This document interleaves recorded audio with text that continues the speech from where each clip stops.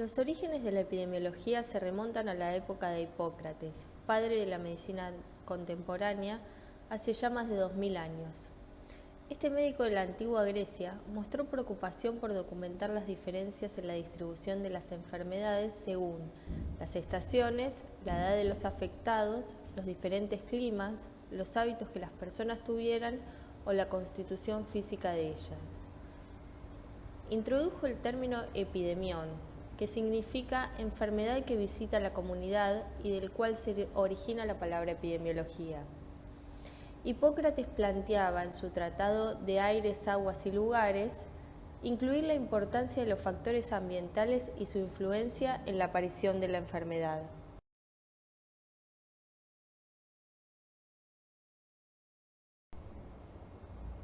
William Farr fue un epidemiólogo inglés.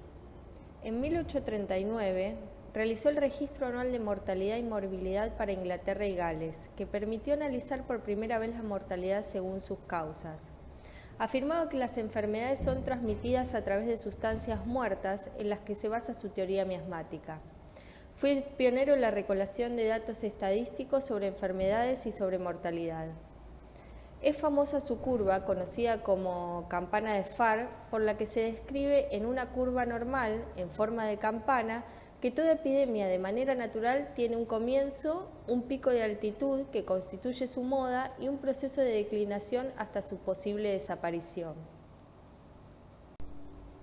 También observó los efectos del estado civil, ocupación, actitud y desarrolló el concepto de vigilancia de la mortalidad.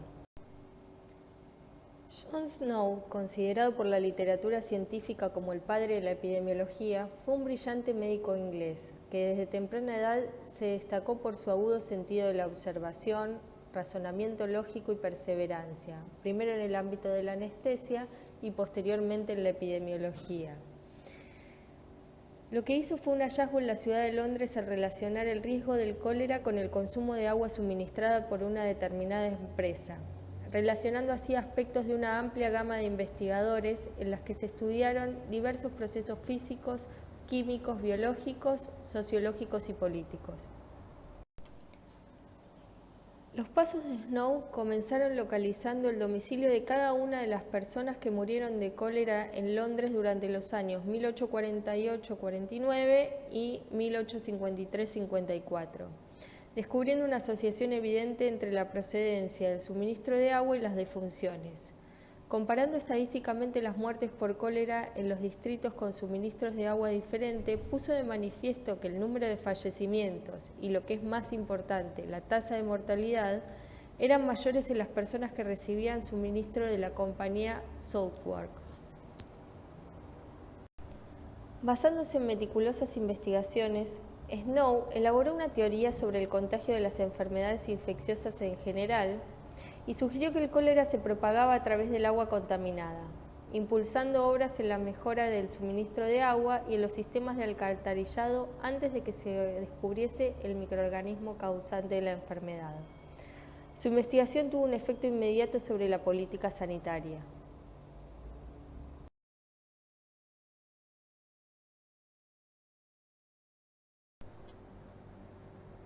El periodo basado en los avances logrados en el control de las enfermedades por políticas de saneamiento ambiental es sucedido por otro en el que se impone la teoría bacteriológica a partir del descubrimiento de los gérmenes productores de la enfermedad. Por lo tanto, las medidas para enfrentar la enfermedad se dirigieron específicamente a combatir los gérmenes considerados como únicas causas de enfermedad. Se instala así la visión unicausal. Para cada enfermedad existe un único agente capaz de producirla. Por ejemplo, desde la visión unicausal se acepta que el bacilo de Koch es la única causa de la tuberculosis. La enfermedad es tratada y estudiada a partir del individuo enfermo sin tener en cuenta el contexto socioeconómico y social que también hacen posible su aparición. Se dejan de lado las condiciones de pobreza, hacinamiento, ausencia de higiene en las viviendas, las condiciones de vida y trabajo que eran tenidas en cuenta durante el predominio de la teoría miasmática. Posteriormente comenzaron a preocupar otras patologías que no parecían responder a este modelo de explicación. El caso más relevante fue el estudio de la pelagra, que fue realizado a fines de 1915, en el que se demostró que la causa de esa enfermedad eran las carencias alimentarias y no se la podía atribuir a ninguna bacteria o germen. El modelo unicausal fue reformulado hacia 1950 y como resultado emerge la tendencia ecológica en epidemiología, que proporcionó nuevos elementos en la interpretación de enfermedades. La tríada ecológica plantea no solamente la interacción entre el agente y el huésped, sino que incorpora las dimensiones ambientales. Los agentes comprenden organismos infecciosos como virus, bacterias, hongos, parásitos, etc., agentes físicos como por ejemplo las radiaciones, agentes químicos como productos tóxicos, ácidos.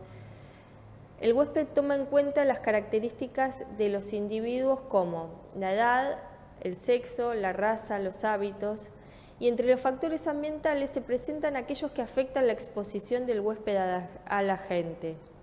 Pueden identificarse distintos factores, por ejemplo los físicos como el clima, la temperatura, la humedad, la presión, biológicos, vegetales y animales, adquiriendo una importancia fundamental los piojos, las pulgas y los mosquitos, sociales, económicos y culturales. De esta manera se plantea la multicausalidad en la producción de las enfermedades, es decir, se propone la existencia de un agente causal, ya no solo microbio, y variables relacionadas con la transmisión del agente, el ambiente y la predisposición del huésped a enfermar. Acá vamos a ejemplificar la tríada ecológica en relación al dengue.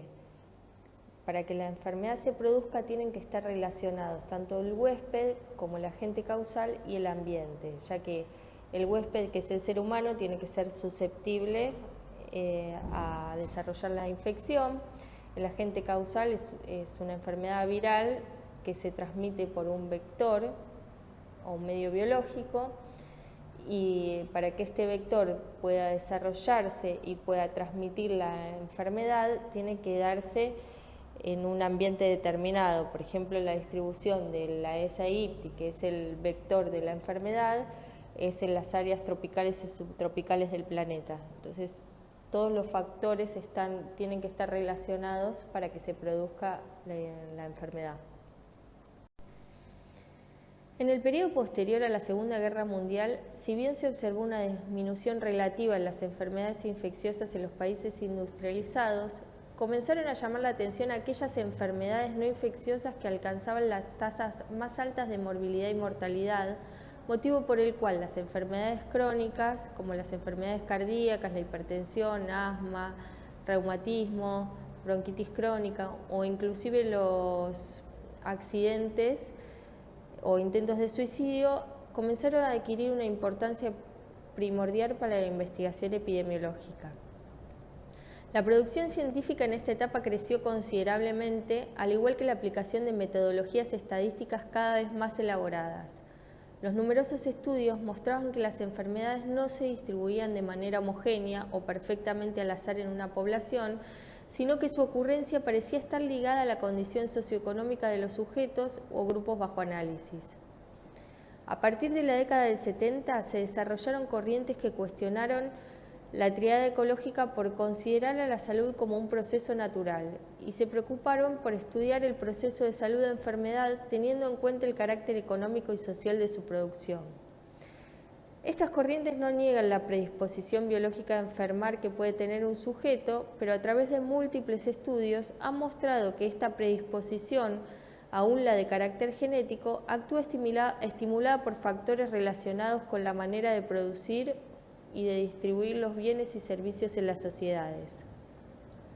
La Organización Mundial de la Salud se hace eco de estas corrientes críticas de la epidemiología tradicional y en respuesta a la creciente preocupación suscitada por las inquietudes persistentes en la salud de las poblaciones, establece las recomendaciones generales para el abordaje en el estudio del proceso salud-enfermedad desde los determinantes sociales.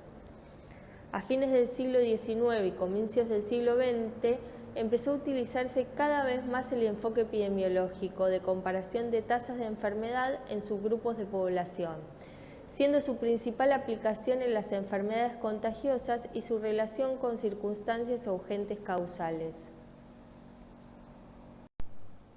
Hoy en día la epidemiología tiene aún el mismo interés, el conocimiento de las causas y la distribución de las enfermedades en las poblaciones y la evaluación de medidas de control para disminuir su presencia.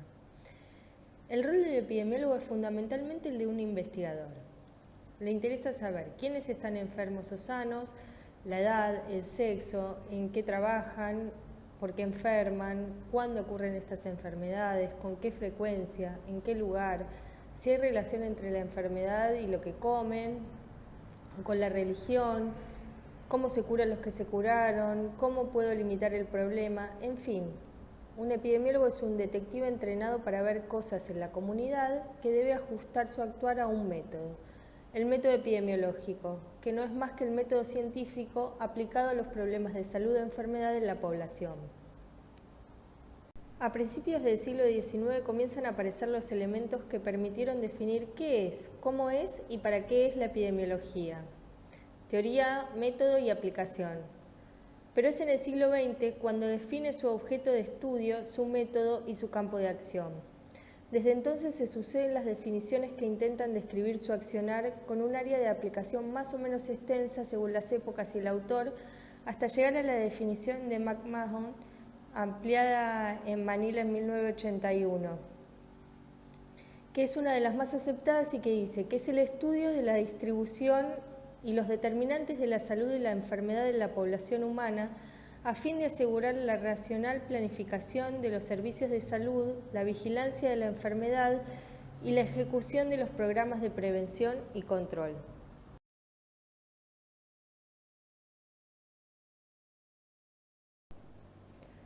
La primera parte de la definición es el qué, o sea, su objeto de estudio, donde se mide estadísticamente la distribución de los fenómenos de salud en cuanto a tiempo, lugar y personas involucradas, preguntándonos cuándo, dónde, a quién, por qué, observando los eventos en el contexto socioeconómico, político y cultural en el que se desarrolla la vida de la población objetivo. Cuándo, dónde, a quién, nos marcan las características de los estudios epidemiológicos. Tiempo, lugar, persona, a lo que nos referiremos permanentemente en este curso.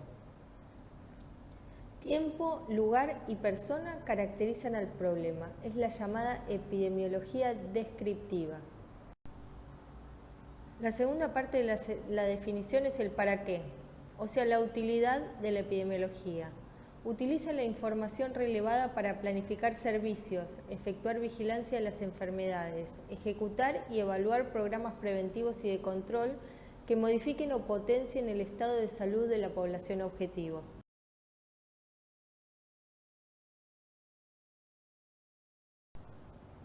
La palabra epidemiología está compuesta de tres partículas: epi, encima de, con la radical demos, pueblo, y el sufijo logos, palabra, discurso, estudio. A su vez deriva del leheim, hablar, reunir, organizar. Este sufijo es utilizado para designar disciplinas científicas en las lenguas occidentales modernas.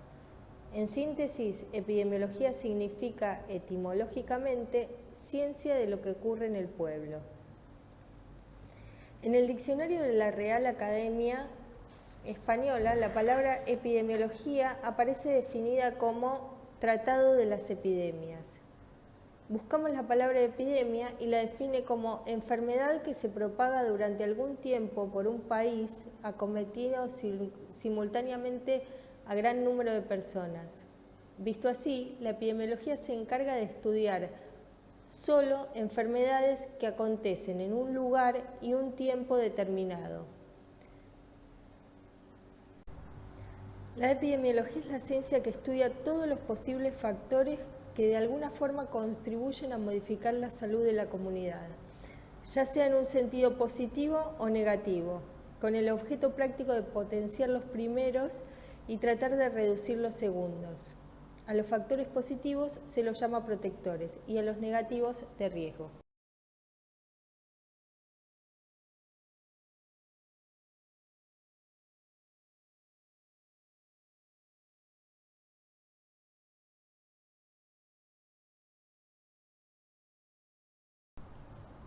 Analizando las definiciones de epidemiología presentadas por distintos autores, se advierte cómo en los inicios del desarrollo de la disciplina domina el interés y la preocupación por el estudio de las epidemias. Luego el foco se orienta hacia los procesos infecciosos y después se enfatiza la importancia de los procesos crónicos, la medicina preventiva y la salud comunitaria. Basándonos en estas definiciones, la epidemiología debe responder a las siguientes cuestiones. ¿La enfermedad o problema de salud es prevenible o controlable? Si lo es, ¿cómo? ¿Cuáles son las estrategias de prevención y control más adecuadas? ¿Cuál es la magnitud a priori del beneficio de aplicar dichas estrategias? La salud pública es la disciplina encargada de la protección de la salud a nivel poblacional. En este sentido, busca mejorar las condiciones de salud de las comunidades mediante la promoción de estilo de vida saludables, las campañas de concientización, la educación y la investigación. Por su parte, la epidemiología estudia los procesos de salud y enfermedad que afectan a la población. Se interesan por conocer las características de los grupos que se ven afectados, cómo se distribuyen geográficamente, en qué tiempo, con qué frecuencia se manifiestan y cuáles son las causas o factores asociados a su surgimiento. La salud pública trata entonces de fomentar la salud del individuo y la colectividad, conservar un ambiente sano, atacar decididamente la enfermedad y la invalidez, para lo cual la epidemiología constituye una herramienta básica de la salud pública. ¿Cómo abordar entonces los problemas de salud? En primer lugar, es necesario identificar, reconocer y definir el problema de salud. Luego, medir la magnitud del mismo conociendo todas sus dimensiones, a quién, a cuántos, cuándo y cómo afecta el problema a esa comunidad. En tercer lugar, es necesario desarrollar un marco conceptual para reconocer los determinantes claves del problema, incluyendo aspectos epidemiológicos, biológicos, socioculturales, económicos, que lo componen. Esto permitirá, como cuarto paso, identificar y desarrollar las intervenciones y estrategias de prevención más adecuadas para su abordaje. En quinto lugar, debe establecerse las prioridades de intervención y acción para culminar implementando programas y evaluando su impacto. ¿Cómo y dónde aporta la epidemiología a la salud pública? La relación entre la salud pública y la epidemiología se demuestra a partir de la aplicación de la epidemiología descriptiva en la generación de hipótesis, que sujetas a la vigilancia brindan elementos para someterlas a prueba a través del uso de la epidemiología analítica. Los resultados que se obtienen de estos estudios son un valioso insumo para el desarrollo de intervenciones en salud pública que deben ser evaluadas para reconocer su eficacia, eficiencia, efectividad e impacto, posibilitando entonces el mantenimiento de los niveles de intervención a través de la vigilancia de los eventos de salud presentes en la comunidad y continuando con la generación de nuevos datos descriptivos que profundizan el conocimiento del proceso salud y enfermedad, que es un proceso continuo que se puede esquematizar como se ve en esta diapositiva.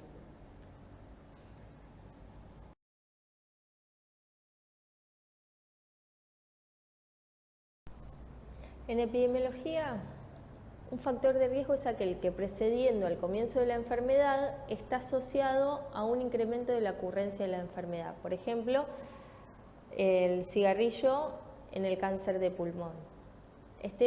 Los factores de riesgo pueden ser controlables. Si yo dejo de fumar, voy a disminuir el riesgo de adquirir cáncer de pulmón. En cambio, los marcadores de riesgo son características de las personas y no pueden ser modificados. Siguiendo el ejemplo anterior, tienen más riesgo de tener cáncer de pulmón los hombres mayores a 50 años.